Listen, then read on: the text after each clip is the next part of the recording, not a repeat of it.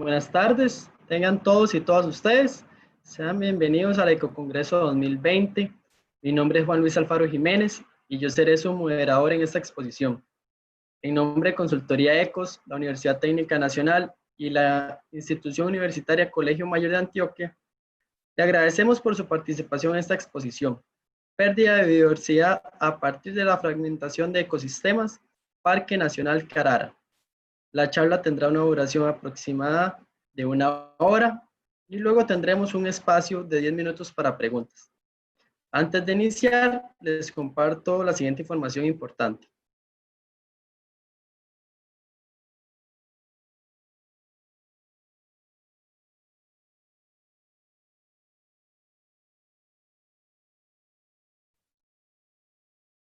Mejor experiencia del webinar usando la computadora, micrófono y video apagado durante la sesión. Para preguntas va a haber una sesión de 10 minutos. Al final, colocar su consulta en el chat. Se estará colocando un link con el material aprobado por el facilitador. Favor responder a la encuesta al finalizar. En caso de requerir certificado de participación, solicitarlo al correo congreso@consultoriaecos.com. En caso de desconexión por parte del expositor, le brindaremos unos minutos para... Les quiero presentar a don Adrián Arce, el cual es máster en gestión ambiental, desarrollo sostenible, licenciado en manejo y protección de los recursos naturales, académico e investigador de la Universidad Técnica Nacional desde el año 2011. Posee 20 años de trabajar en el Sistema Nacional de Áreas de Conservación, SINAC, y 9 años de ser docente universitario en las carreras de Ingeniería en Gestión Ambiental e Ingeniería en Recursos Hídricos. Además de ser investigador en el campo de macroinvertebrados acuáticos, ecología de la lapa roja en la conservación del Pacífico Central y mortalidad de fauna en el límite suroeste del Parque Nacional Carara, Pacífico Central de Costa Rica. Ahora le cedo la palabra al caballero don Adrián Arce.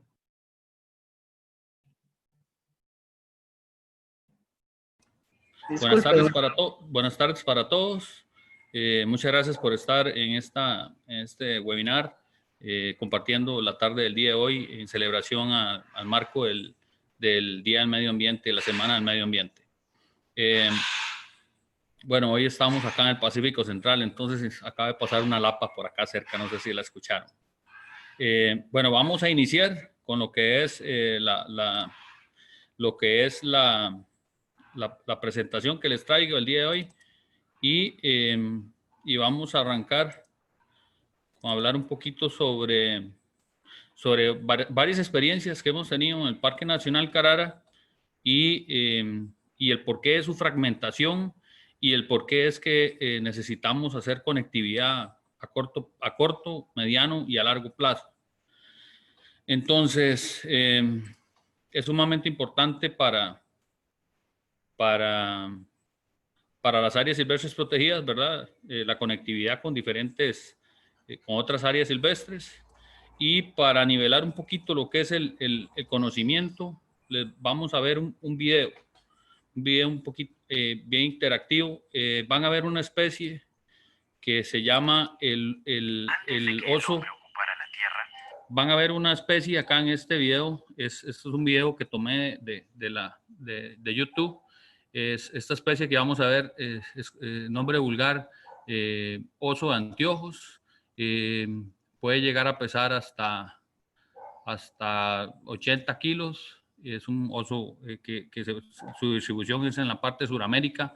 De hecho, se ha observado el tapón de Darién en Panamá.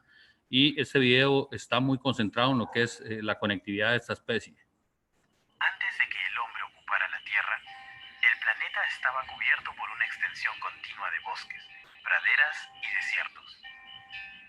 Pero conforme la humanidad se expande, la cobertura natural va recortándose, hasta quedar reducida en muchas partes a remanentes dispersos aquí y allá, cada vez más aislados. Disculpa, don Adrián, es Dígame. que verás que no vemos el video. ¿Vemos tu ¿No se ve el carpeta? video? No, señor. Okay, vemos la carpeta con los documentos, pero no vemos tu video. A ver si nos puedes ayudar. Un momento.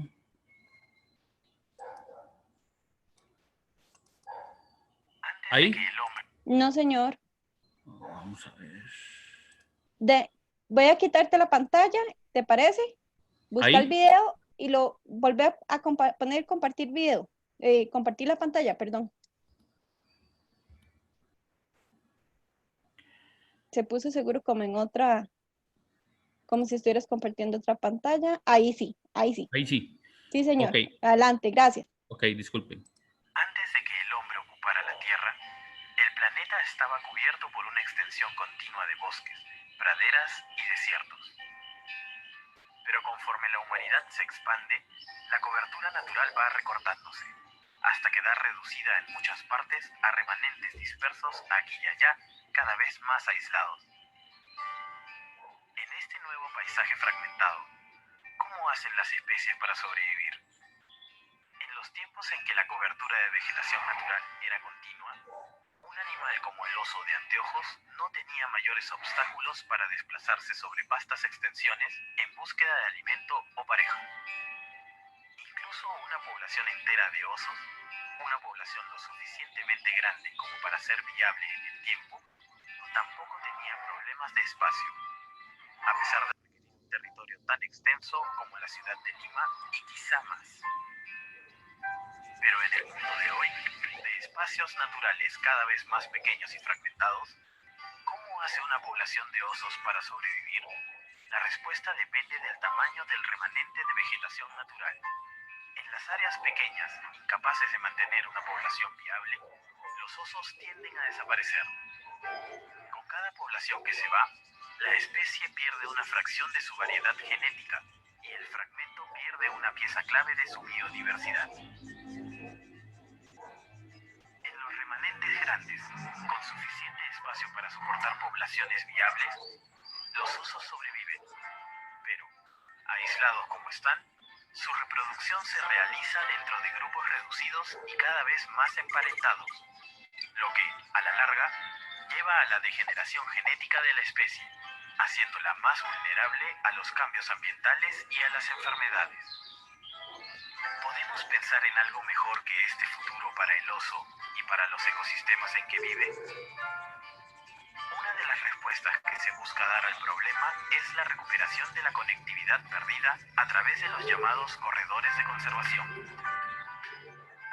Los corredores de conservación son conexiones de vegetación entre remanentes de vegetación nativa que se hallan separados por actividad humana. Su principal función es mejorar la conectividad, facilitando el desplazamiento de especies de un fragmento a otro. Con una red de corredores interconectando un grupo de fragmentos, una población de osos puede mantenerse indefinidamente en el tiempo, incluso si ninguno de los remanentes es lo suficientemente grande como para mantener una población por sí mismo. Eso es exactamente lo que sucede en el norte del Perú, en donde se ha comprobado que la misma población de osos se desplaza por corredores naturales que unen al Parque Nacional Cutervo, el área de conservación privada Chaparrí, el refugio de vida silvestre Laquipampa y otras áreas cercanas. Todas ellas demasiado pequeñas como para sostener por sí solas una población viable de osos. Para el oso y para los ecosistemas en que vive, proteger estos corredores es tan importante como conservar las propias áreas protegidas. Pero los osos y otros grandes mamíferos no son los únicos que pueden beneficiarse de los corredores.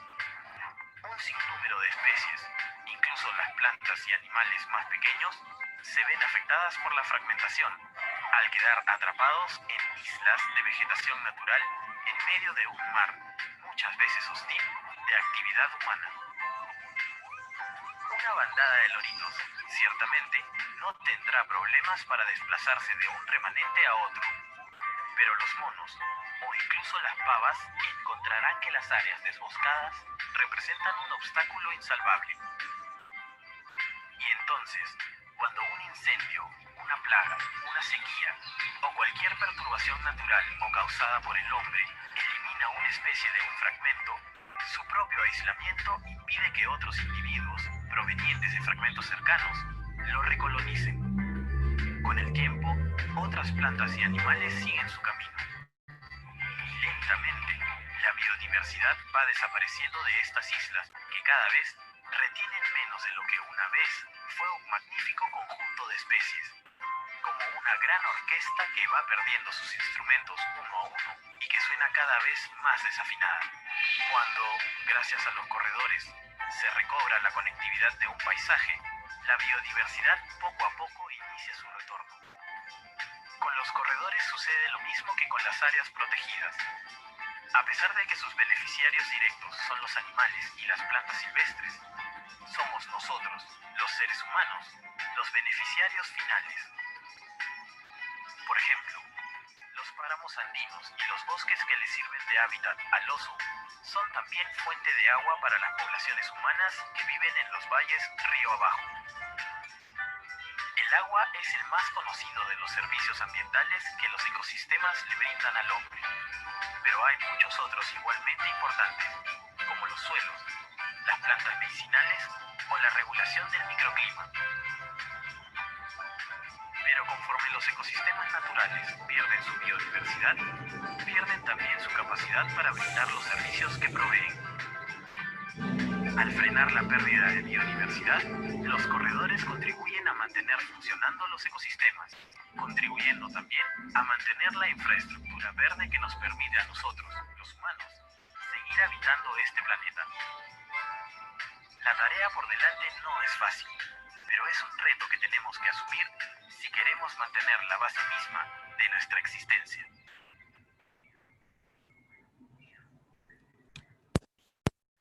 Bueno, espero que les haya gustado el video y ya con esto nivelamos un poquito de los términos que vamos a utilizar en la presentación. Entonces,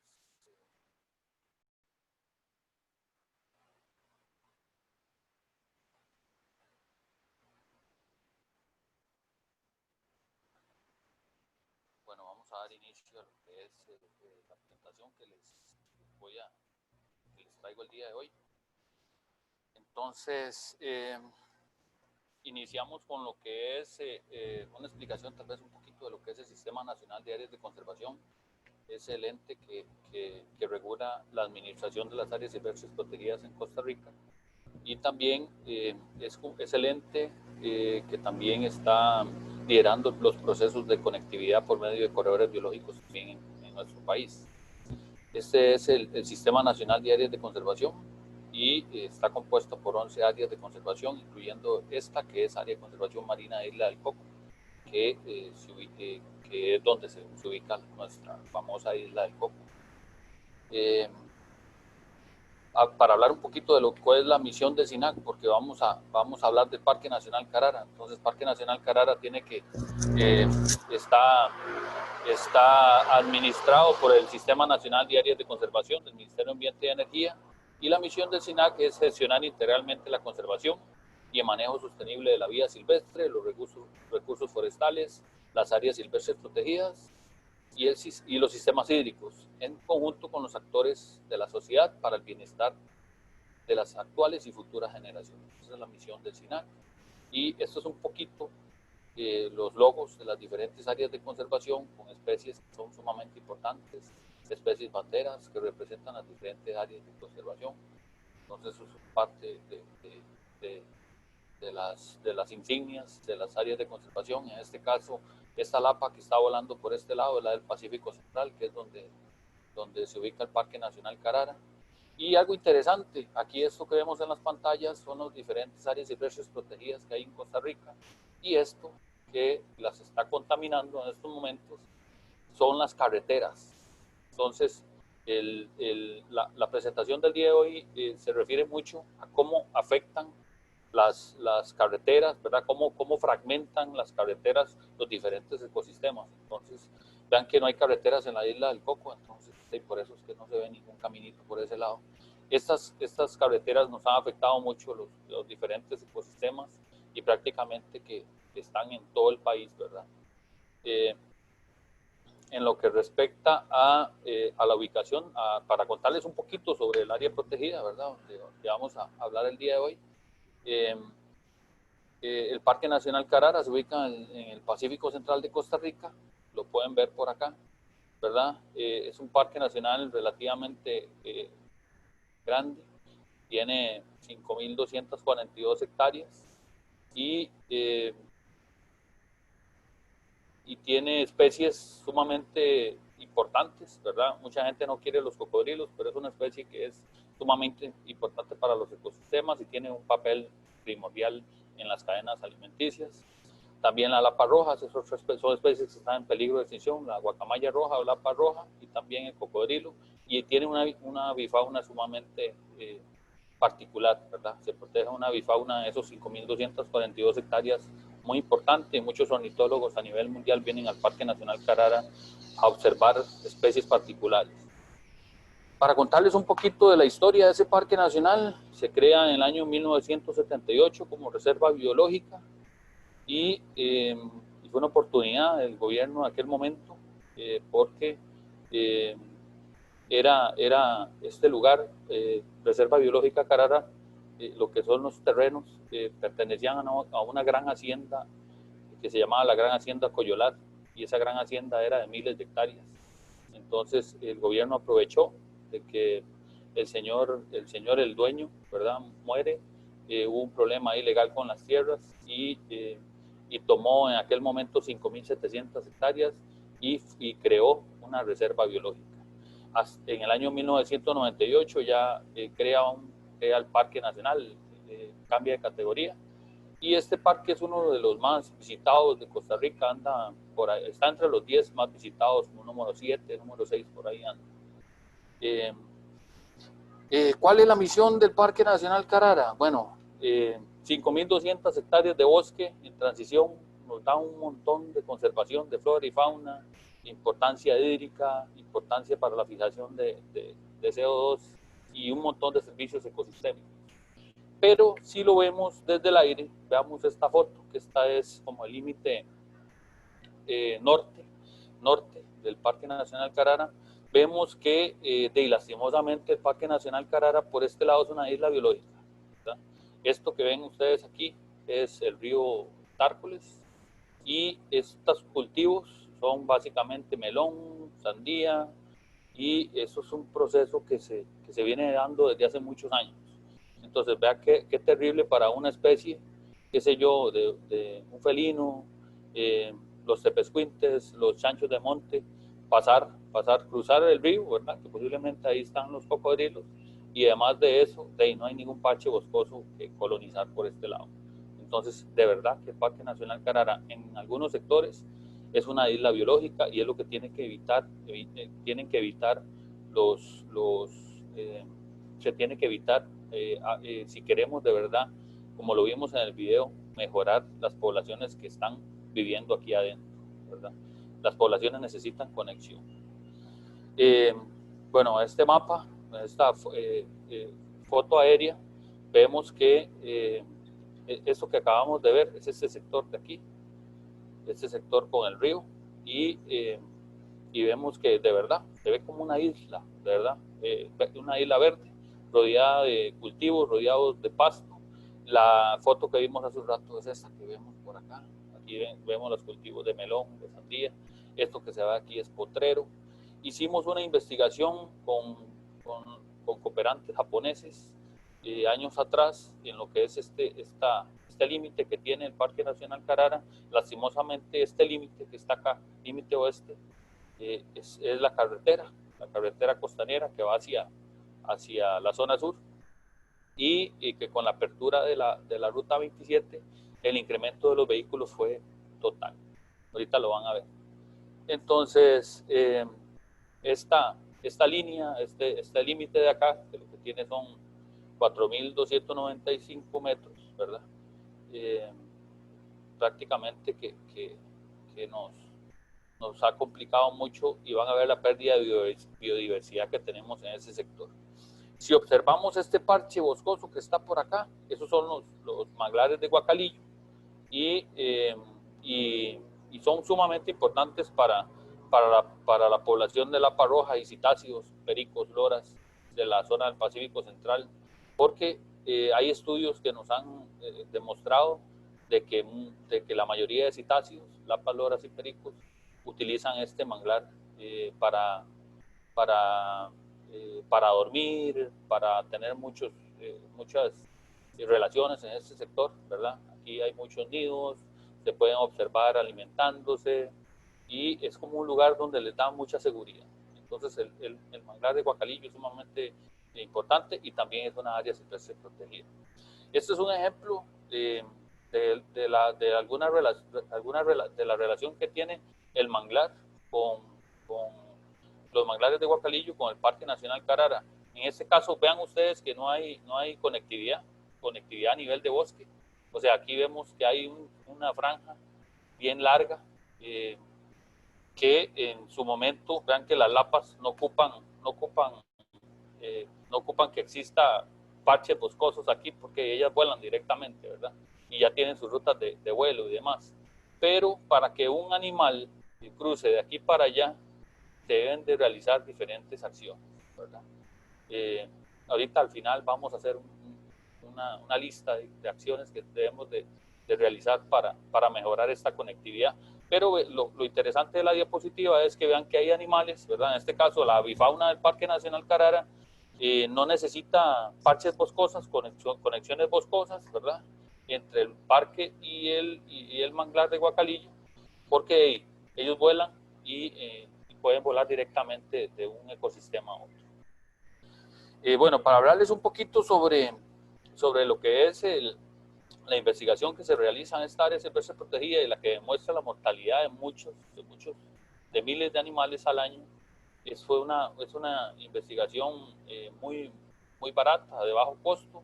Sí requiere mucha iniciativa y sí requiere levantarse temprano, hacer conteos, mediciones, a ubicar puntos, GPS, y vieras que ahí se encuentran cosas bien interesantes, como por ejemplo, vean esta foto aquí, ando sin zapatos porque en este momento andamos con botas de hule, entonces manejar con botas de hule cuesta mucho, entonces aquí salgo en medias.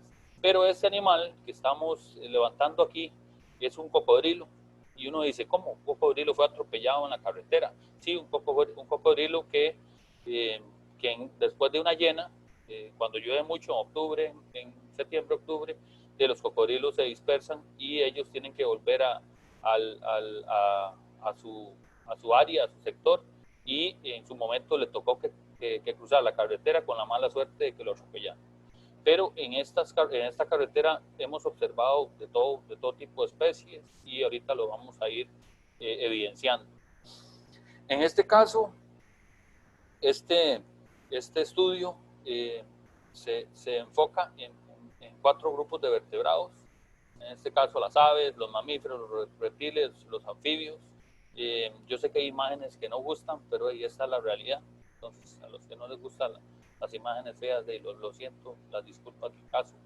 Estas son especies que están en peligro de extinción y que durante nuestro recorrido, lastimosamente, vemos cómo se van perdiendo especies como los felinos, en este caso esos manigordos, que logramos monitorear en esos conteos. En el año 2010 y el año 2011 logramos salvar a un mono cara blanca que fue atropellado también y lo llevamos donde el veterinario. Esto es un jaguarundi. Todas esas especies están en peligro de extinción y se mueren o quedan gravemente heridas en lo que es el paso de una barrera, ¿verdad?, que pusimos nosotros, los seres humanos, en lo que es el límite de un parque nacional. Entonces, eso se evidencia y se evidencia todos los días. Para que vean un poquito, de junio del 2010 a mayo del 2011, esta fue la cantidad de anfibios que se encontraron atropellados, 4.402, reptiles 160, mamíferos 96, aves 35 y no identificados 16. No identificados fue que no nos dieron ninguna sola pista para ver qué especie era. Entonces, esto es parte de, vean ustedes la cantidad de animales, 4.709 animales muertos, ¿verdad?, en lo que fue este monitoreo. Aquí nos detalla un poquito cuándo es que hay más muerte de anfibios. Obviamente en el inicio de la época lluviosa. Eso ya lo tenemos muestreado y también lo interesante que tenemos ubicados los lugares donde se dan estos atropellos. ahorita les digo por qué es importante todos estos muestreos. Aquí se ve una comparativa de 3 especies, los reptiles, los mamíferos y las aves, y también con base a los diferentes meses del año, dónde es que se dan los mayores picos de mortalidad. Entonces vemos que en lo que son reptiles, el mes de mayo, ¿verdad?, aumenta muchísimo. En lo que son los mamíferos, el mes de enero, ¿verdad?, y también el mes de noviembre, son meses altos, inclusive mayo. Entonces van ustedes que ya está, lo definió bien la investigación y los resultados que obtuvimos de esa investigación.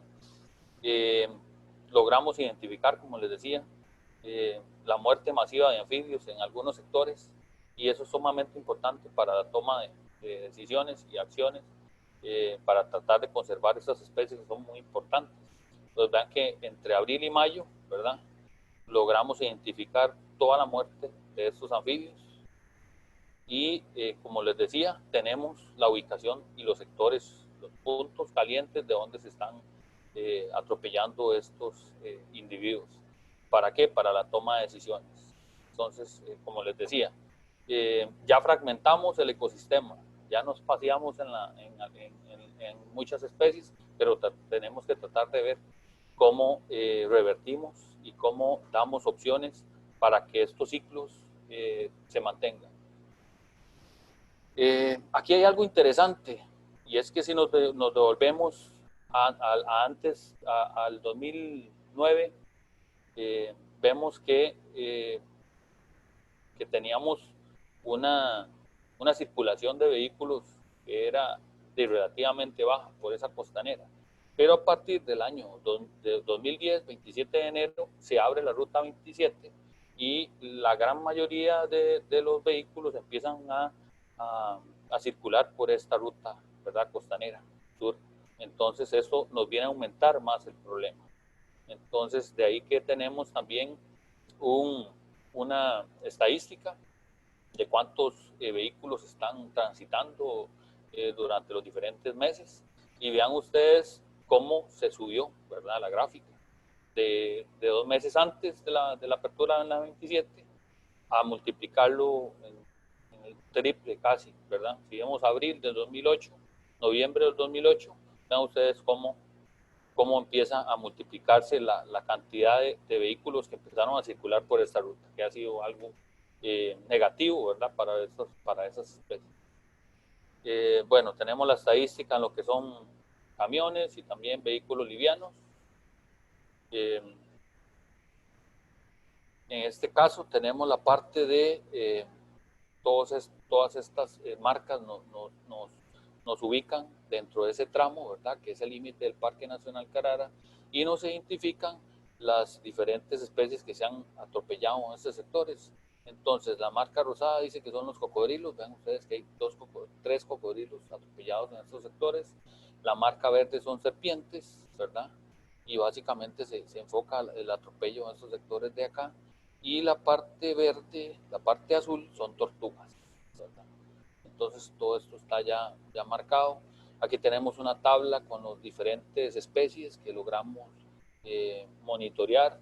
Hay algo bien interesante que quiero resaltar y ustedes lo van a ver cuando transiten por las diferentes carreteras de este país y donde hayan bosques, ¿verdad? Por ejemplo, por el lado del Braulio, por ejemplo, Parque Nacional Carara, el sector allá de Marino Ballena, todo ese trayecto, cuando vayan para la zona Golfito, van a ver muchos individuos de estos atropellados, osos hormigueros, camandúa mexicana. ¿Por qué razón es que se atropellan tanto? Porque ellos son muy torpes a la hora de cruzar, y además de torpes, tienen unas uñas que son sumamente largas y los hacen resbalar y patinar. Entonces, de la mayoría de carros no se los van a quitar, entonces los atropellan. Entonces, a corto plazo, esta especie, como va a entrar dentro de la lista de especies en peligro de extinción a corto plazo, qué sé yo, 5 años, 10 años. Ojalá que no, pero ya como va esto, sí. Vean ustedes que tenemos también felinos sumamente importantes, encontrados atropellados, como lo son los ocelotes. En estas tuvimos una historia bien bien fea, y es que durante el muestreo, en un solo día atropellaron 3 individuos. Revisando el sexo de los individuos, eran la mamá y dos juveniles.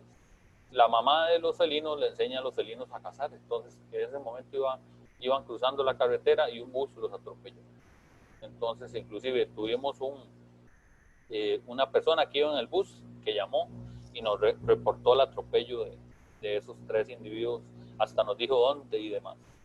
Entonces esas son cosas interesantes que se dan y que pasan, son cosas feas que pasan, pero gracias a estos muestreos yo creo que podemos tomar decisiones para mejorar la conectividad y tomar acciones para mejorar esas especies que han sido atropelladas y eliminadas en cierto momento.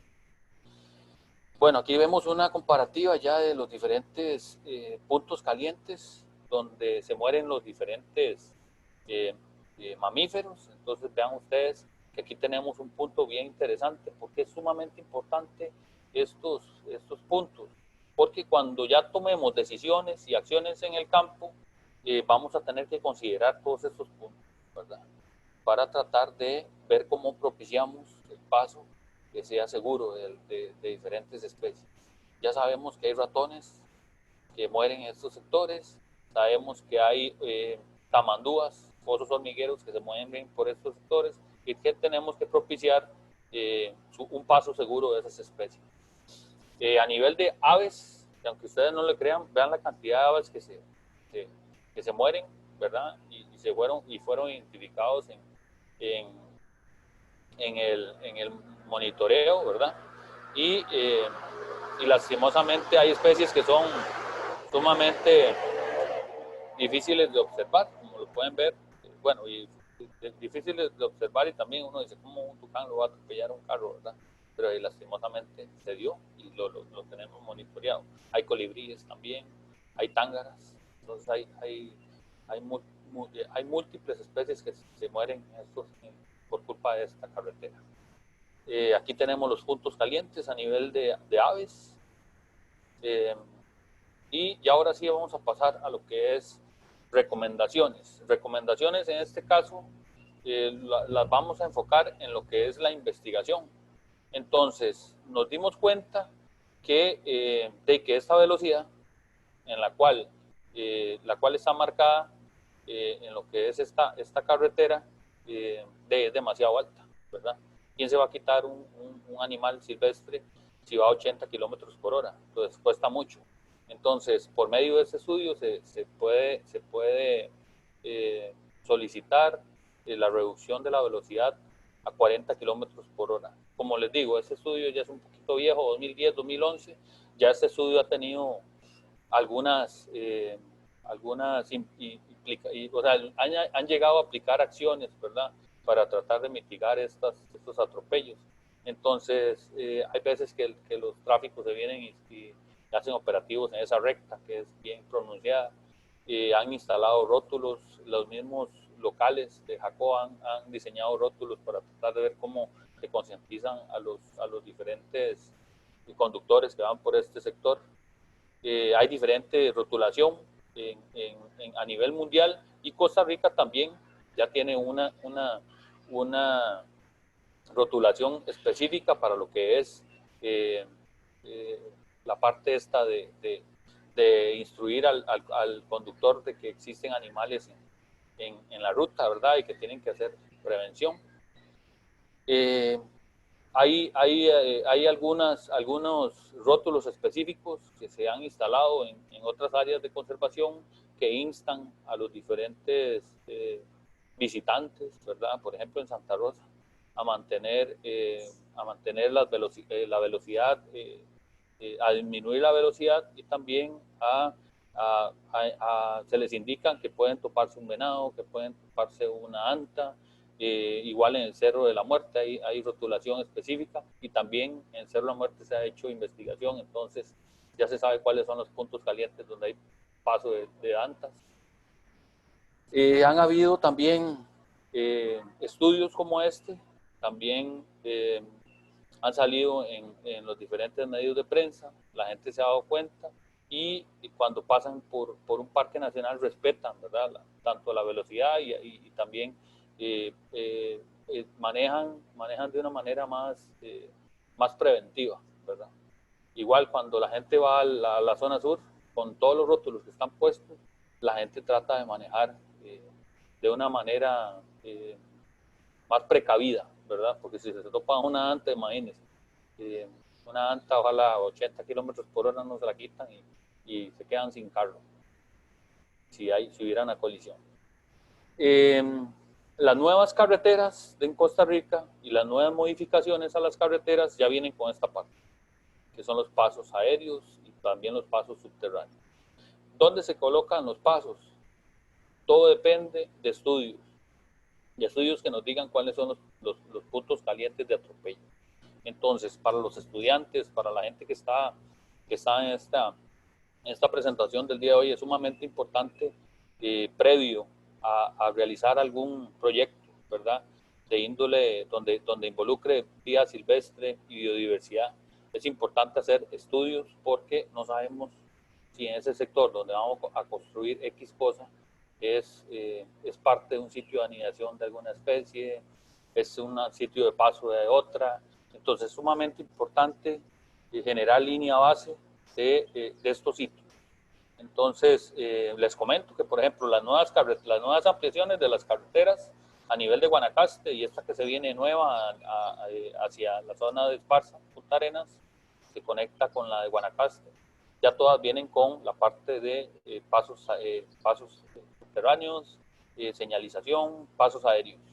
Y todo viene muy de la mano con investigaciones, que se han puesto cámaras trampa, se han hecho recorridos todos los días durante todo el año para ver cuáles son los meses y los lugares donde más se dan atropellos. Entonces, yo creo que Costa Rica va aprendiendo poco a poco y está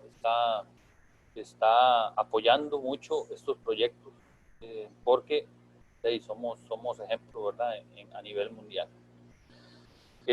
Bueno, esta diapositiva dice que se vale soñar. Esto es en Holanda y otros países europeos.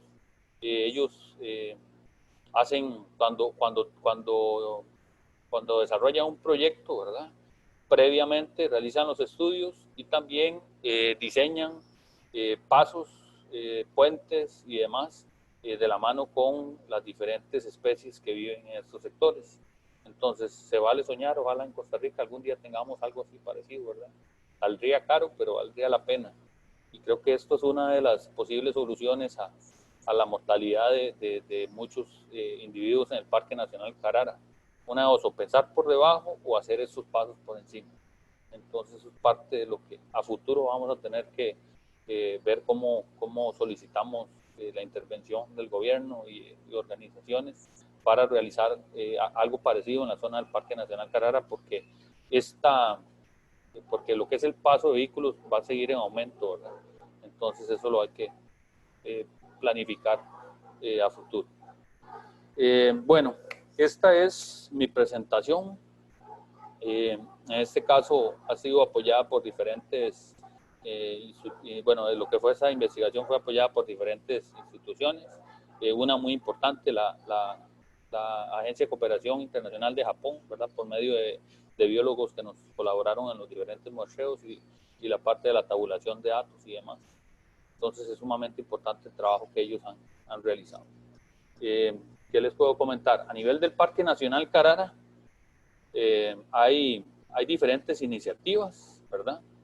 Iniciativas de conectividad, y en este caso, viendo esta imagen, hay un corredor biológico que se llama Corredor Biológico Paso de las Lapas, que tiene que ver con la conexión del Parque Nacional Carara con los manglares de Guacalillo.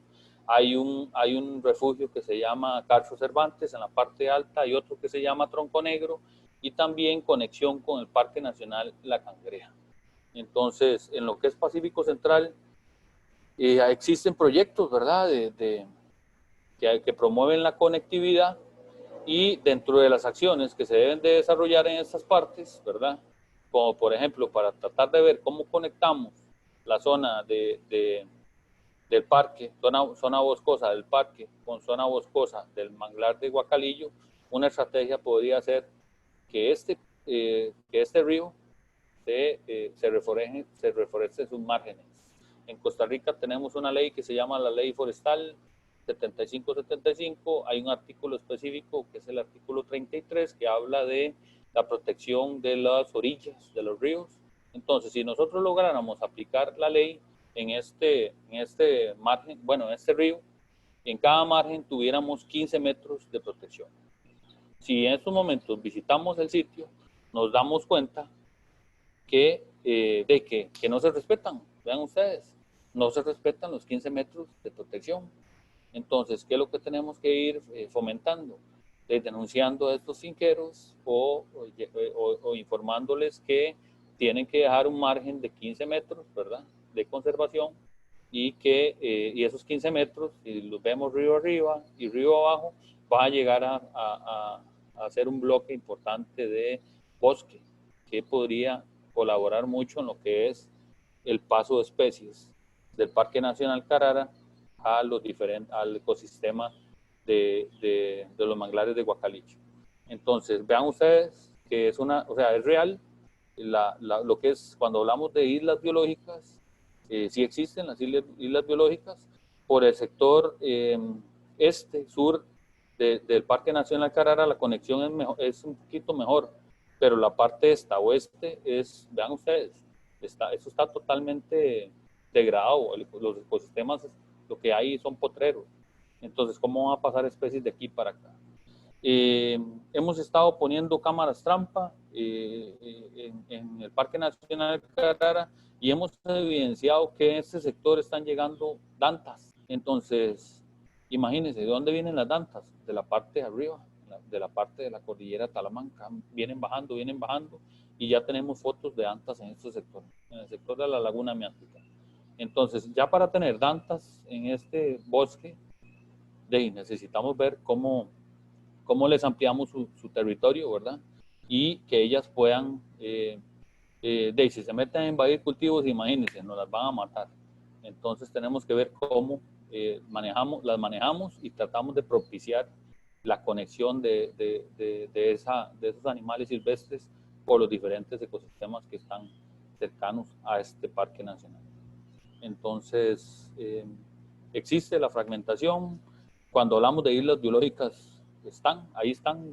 Si en estos momentos nos montamos en una avioneta, en un helicóptero y empezamos a recorrer las diferentes áreas silvestres protegidas de este país, vamos a ver que sí, tenemos islas biológicas que necesitan a corto, mediano plazo la conexión, porque las especies que están acá requieren de mejorar su viabilidad genética y ese pool que se debe de enriquecer para que esas especies se mantengan, ¿verdad? Entonces, bueno, esa es mi presentación del día de hoy. Espero que les haya gustado y vean ustedes que lastimosamente tenemos que ver cómo conectamos de verdad estas áreas protegidas, porque están seriamente amenazadas por carreteras y por nuevos proyectos, ¿verdad?, que se vienen desarrollando y que no toman en cuenta verdaderamente la biodiversidad que existe en esos ecosistemas tan valiosos. Entonces, bueno, esta es mi presentación del día de hoy. Espero que les haya gustado y que me hagan muchas preguntas, que para eso estamos. Muchas gracias. Buenas tardes. Perfecto. Si gusta, dejas de compartir la pantalla. Okay. Si me hace el favor, don Adrián. Hay varias consultas.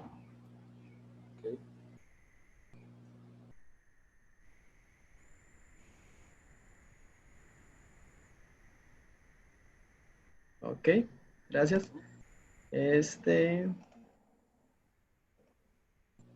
La primera consulta que tenemos, ¿puede existir una relación entre fragmentación perdida de biodiversidad a la aparición de pandemias?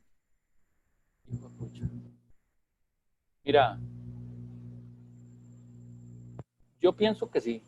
Yo pienso que sí, porque nos hemos metido mucho en lo que es la dinámica natural de las especies. Entonces, yo pienso que, o sea, sin ser profesional en ese campo, yo creo que al momento de desequilibrar poblaciones naturales, se podrían dar alteraciones que pueden llegar a dar pandemias.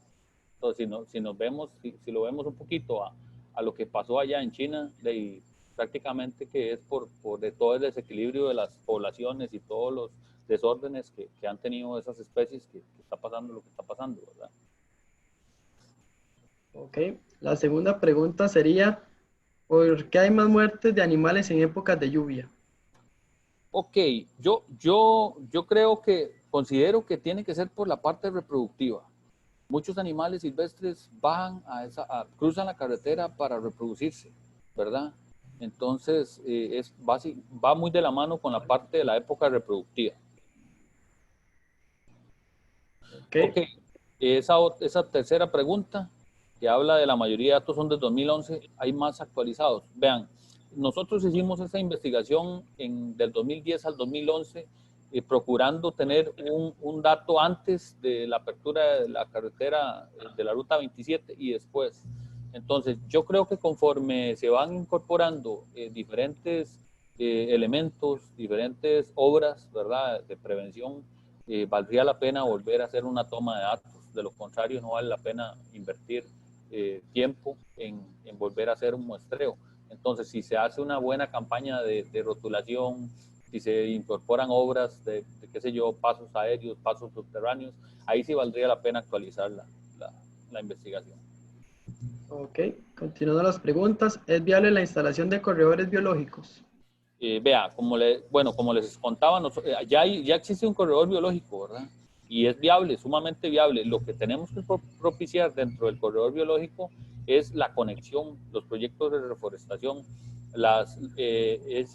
llegar con iniciativas a los finqueros de que les propicie decir, bueno, quiero que siembren especies que de verdad le ayuden a la fauna a alimentarse, a reproducirse y demás.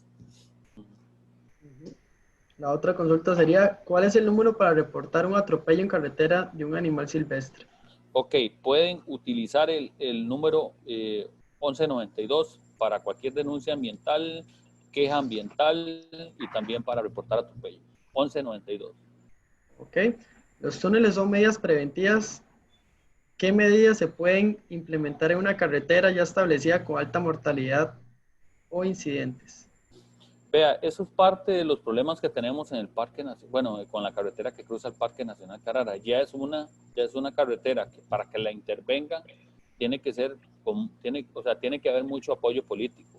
Entonces, yo recomendaría un túnel, yo recomendaría pasos subterráneos, pero salen caros y son obras que se tendrían que dar porque, qué sé yo, porque se da una oportunidad, que venga una embajada, un gobierno, qué sé yo, alguna agencia internacional que diga, bueno, vengo a financiar tal obra, ¿verdad? Por ejemplo, cooperación japonesa, que venga y diga, bueno, nosotros mandamos a un voluntario y nos dimos cuenta que se atropellan un montón de animales, vamos a pagar esa obra, ¿me entienden? Entonces eso tendría que ser o mucha disposición por parte del gobierno, o que haya un proyecto que de verdad le llegue a una empresa y que quiera financiar la obra, porque, qué sé yo, parar y hacer una X obra en esa ruta cuesta mucho porque hay alto tránsito.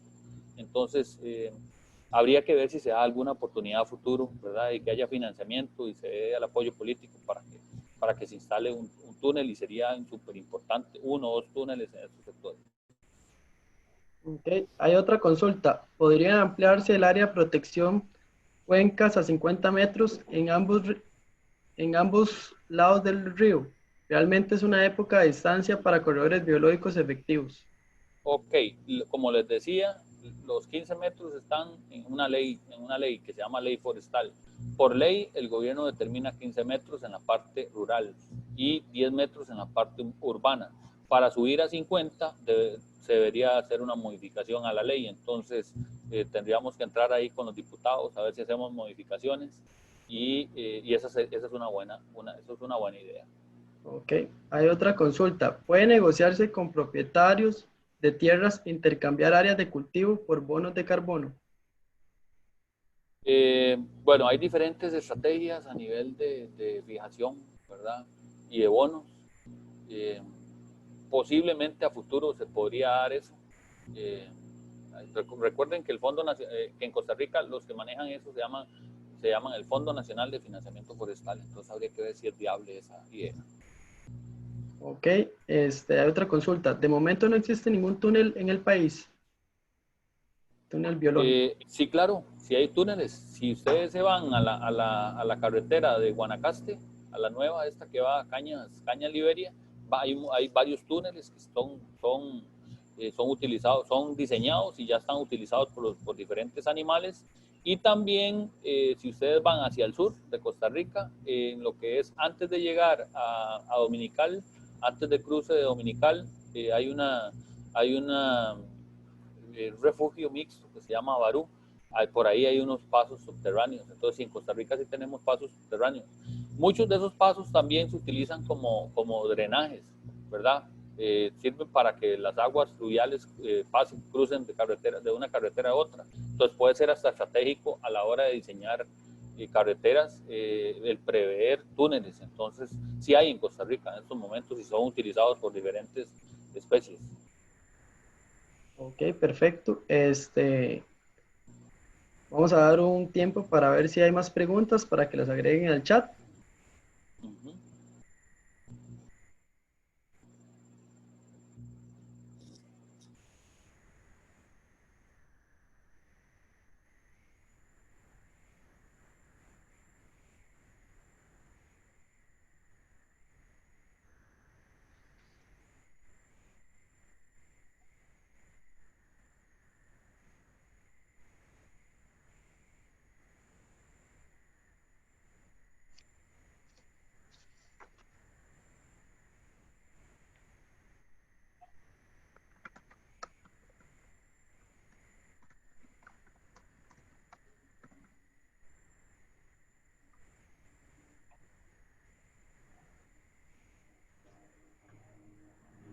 Sí, al parecer no hay más consultas. Bueno, primero que todo agradecerle a don Adrián Arce, ¿verdad? Por su participación, ¿verdad? Que nos colaboró en el Ecocongreso 2020. Una vez más, en nombre de la Organización y Consultoría de Ecos, la Universidad Técnica Nacional y la institución del Colegio Mayor de Antioquia, le damos las gracias por haber participado en esta charla. Le agradecemos al expositor por su valiosa charla. Le invitamos a seguir disfrutando de las actividades en el Congreso del día de mañana.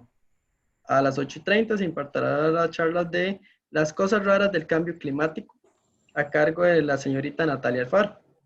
Le agradecemos completar la encuesta que pueden accesar al link compartido en el chat. Si hay alguna colaboración. Acaban de hacer una consulta, no sé si la puedes contestar. Adelante, No sé. adelante, sí, adelante. ¿Los pasos de fauna son específicos por especie o engloban a todas? Ok, como pudieron ver en la presentación, por especie se dan los diferentes puntos calientes. Entonces, hay puntos calientes que están ubicados en sectores muy similares. Entonces, ya en el campo se analizan diferentes opciones y por ejemplo, si en ese lugar están pasando muchos mamíferos, ¿verdad?